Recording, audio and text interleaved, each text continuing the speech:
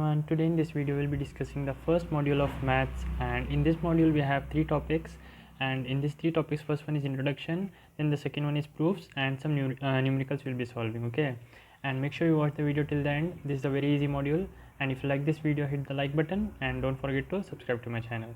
So let me give you the introduction of the module. Firstly, you need to know what's a complex number. In complex number you will have the real and the imaginary part. Okay, imaginary part will be with I. What is I? I is equal to root of -1. Alright, after knowing that, we know the value of z. What we'll be using is w. Okay, what's w? W is also a complex number, but in the place of x we have the terms of x and y. Okay, like x square plus y square or any other terms, and inside the y also we have the terms related to x and y. So if this form of complex number is there, that's nothing but w. Okay, so w can be represented as u plus iv, where u is equal to function of x and y and v is also a function of x and y. Okay, so w is equal to u plus iv, which is f of z. This is the analytic function. Okay, after knowing that, we'll move on to the proofs. Riemann equation in the Cartesian form. So let's read the theorem first. If the function w is equal to f of z, which is equal to u of x of y plus I into v of x comma y, is analytic at any point z is equal to x plus iy. Okay, so if there is a point at which the function is analytic, then there exists the first order partial derivatives of u and v. What are the first order partial derivatives? We have two. First one is del u by del x and del u by del y, and these equations are nothing but the Cauchy-Riemann equations, which are CR equations. Ux is equal to Vy and Vx is equal to minus Uy. So we will be proving that in this theorem. Starting the proof, first we will write what we know. We know three things: z is equal to x plus iy, f of z is u plus iv, and this is the formula which we learned earlier also. F dash of z is equal to limit delta z tends to infinity f of z plus delta z minus f of z divided by delta z. Okay, now what's z? Z is x plus iy, and f of z means u of x comma y and plus I into v of x comma y. Now in the place of f of z plus delta z, what we will be writing is x plus delta x and y plus delta y, since we have z plus delta z. Okay, and in the place of here also we will be writing the same x plus delta z and y plus delta y, and wherever it is f of z, at that place we will be writing this same thing, u of x comma y plus v into x comma y. Okay, then delta z will be the same in the denominator. Now what's the value of delta z? Delta z will be delta x plus I into delta y. Now here the limit is delta z tends to 0. So in that case, in the first case we'll have two cases. In the first case delta x will be tending to 0, in the second case delta y will be tending to 0. Now let's see the both cases. In the first case we'll be considering delta y is equal to 0. So this term will be cut and delta z will be equal to delta x. Now we have to make two substitutions. First one is delta y is equal to 0 and delta z is equal to delta x, where we will make substitutions in the previous equation. In this equation we will be substituting the values of delta y and delta x. Okay, so wherever we find delta x, we will be keeping it as same, and wherever we find delta y, there will be putting the value as 0, and wherever we find delta z, they will be putting the value of delta x. Okay, so after substituting the values, we will be obtaining the following equation. Okay, this is the normal equation. After substitution, we will be obtaining this this equation. Okay, and then we will be separating the imaginary and the real parts. Okay, see here we have the iv here, and also we have iv here. So we will take both of the iv terms common in this part, and the real part will be the remaining parts. Okay, after writing that, we will be arranging in this form: u of x plus delta x comma y minus u of x comma y. Now this is the similar formula as the previous one. See here, this is same as this one, f of z plus delta z minus f of z. What was that? That was f dash of z.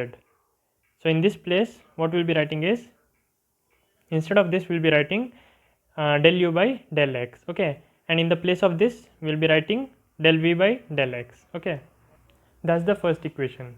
In the second case, we have delta x is equal to 0. So in the place of delta x we will be substituting as 0, and in the place of delta z we will be substituting the value of I delta y. So after substituting both the values in each of these parts and separating the real and the imaginary parts, we will obtain two equations. These equations can be written as minus I into del u by del y plus del v by del y. Okay, that's the second equation. Then after getting the two equations, we'll be equating the real and the imaginary parts of both of these equations.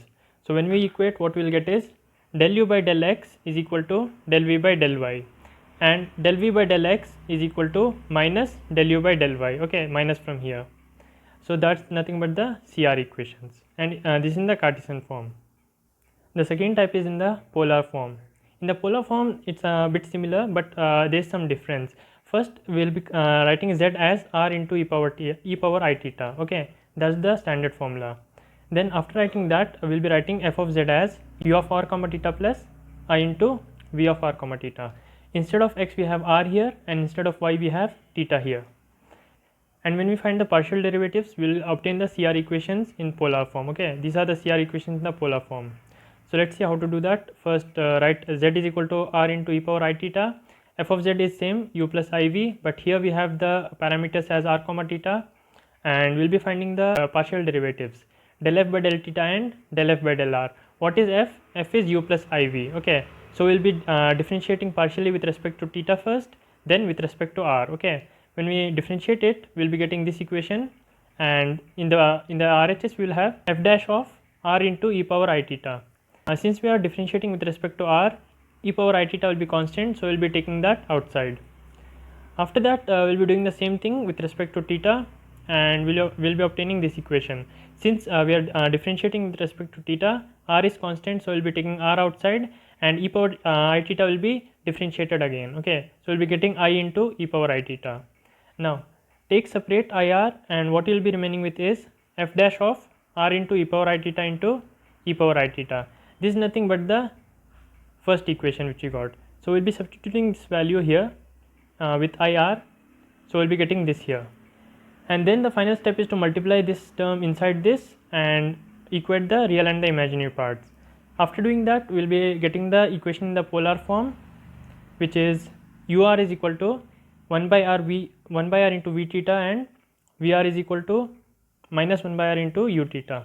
That's the CR equation in the polar form. The third proof is regarding the harmonic functions. In this, we have to prove that real and imaginary parts of the analytic function are harmonic. So first we'll be writing what are the given values. Means if it's given that its analytic function, means it satisfies the CR equations. What are the CR equations? Ux is equal to vy and vx is equal to minus uy. Okay, now after knowing ux and vy, as after writing ux as del u by del x and vy as del v by del y, we will be differentiating it with respect to x. Okay, when we differentiate, we'll get here as del square u by del x square, and here we'll get as del square v by del x into del y. Similarly, we'll differentiate with respect to y here, and we'll be obtaining this equation. Now add both of these equations, and we'll be obtaining uxx plus uyy is equal to 0, since both of these terms are same. That's the first part. In second part, you have to do the same thing. We'll be writing del v by del y is equal to del u by del x. Now we'll be differentiating with respect to y. Okay, when we'll do that, we'll obtain this equation. Similarly, with respect to x, for this equation we'll be obtaining the following equation. Now add both of these to get vxx plus vyy is equal to 0. That's if you get for both u and v as 0, that proves that the functions u and y are harmonic. Okay, what does the orthogonal properties theorem say?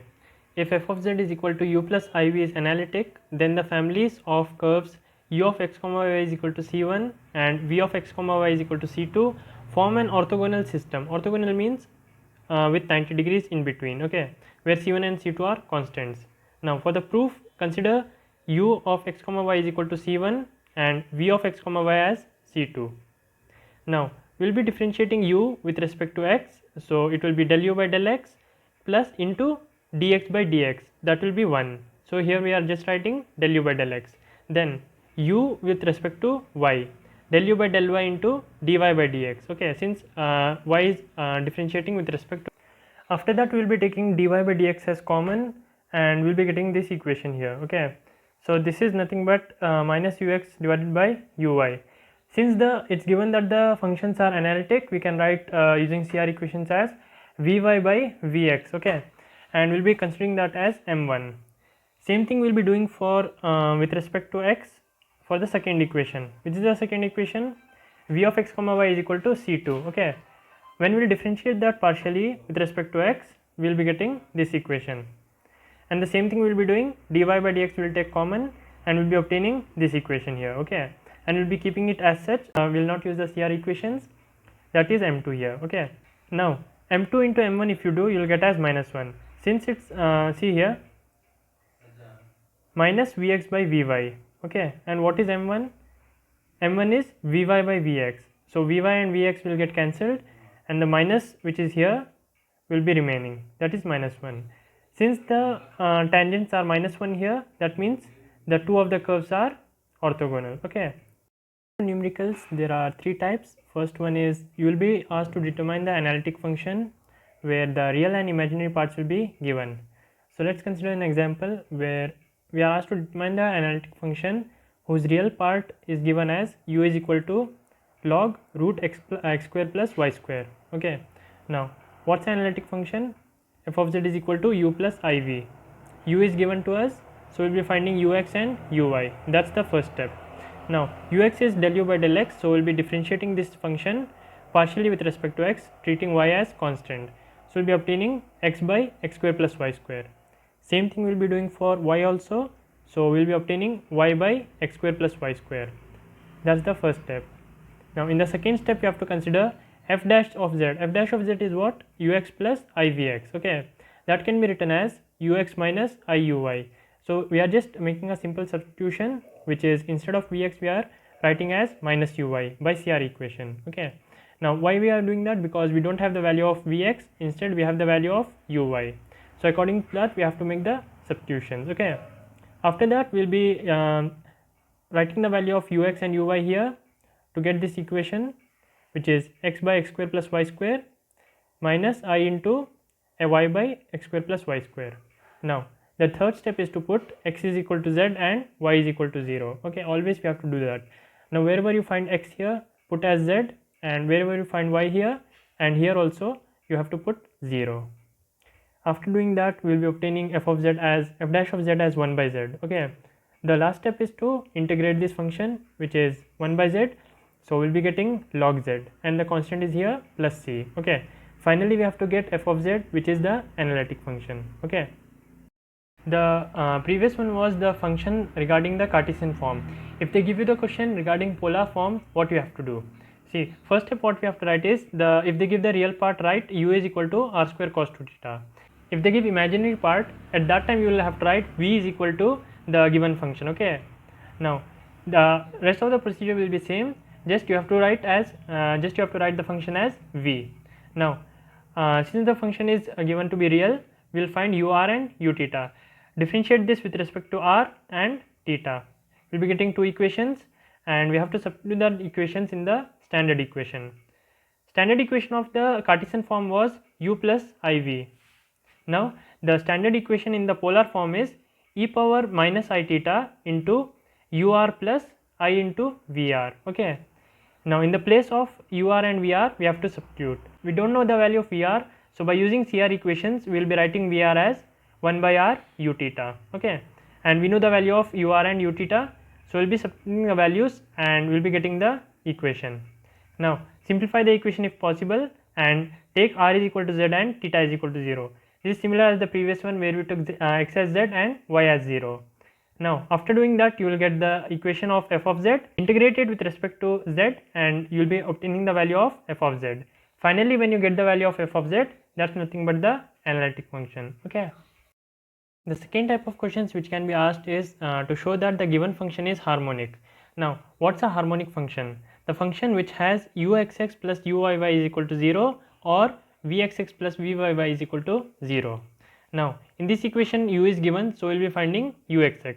Now write this equation here, differentiate it with respect to x and y to get ux and uy, and differentiate the ux with respect to x to get uxx, which is 6x plus 6, and differentiate uy with respect to y to get uyy, which is equal to minus 6x minus 6. Okay, then we will be adding both of these equations. Then if we get as 0, the function is proven to be harmonic. Now the next part they have asked is to prove that the corresponding function, to find the corresponding analytic function. Now The analytic function standard formula is f dash of z is equal to ux plus ivx, okay, or you can write as ux minus iuy, okay, since we don't know the value of vx. Now all you have to do is substitute the value of ux and uy here, okay, that will give us f dash of z, and then we have to take x as z and y as 0, then integrate it to get the value of f of z, and when you get the value of f of z, that's the analytic function. Third type of question which could be asked is to show that the function is analytic, okay, so the function will be given f of z, z plus e power z. If it's given in this way, what we have to do is we have to first write what's the value of z. Z is equal to x plus iy. Wherever you find z, you have to substitute there as x plus iy, so you'll get x plus iy plus e power x plus iy. Then separate the terms e power x and e power iy. Now what is e power iy? If you remember, e power I theta is cos theta plus I sin theta. So instead of theta we have y, so it will be cos y plus I sin y. Now take the real and imaginary terms in one side, so you'll get u and v, and we have to find out what is ux and vx. So we'll be differentiating u and v with respect to x and y, okay. So we'll be getting ux, vx and uy and vy. Now we have to prove that it's analytic. That means it should satisfy the CR equations. Now what's the CR equation? CR equation is ux is equal to vy. Check if ux and vy are same. Yeah, it's same. And vx is equal to minus uy. So vx is minus of uy. That's also same. Therefore the function is analytic. Then they could also ask you to find the derivative. So f of z is this. Now to find the derivative, what we have to do is first we'll write the f dash of z formula, which is ux plus ivx. Now after that you have to put x as z and y as 0 to get f dash of z as this. Now this is the derivative which we had to find, or else just differentiate this function with respect to z. There also you will get the same answer, okay.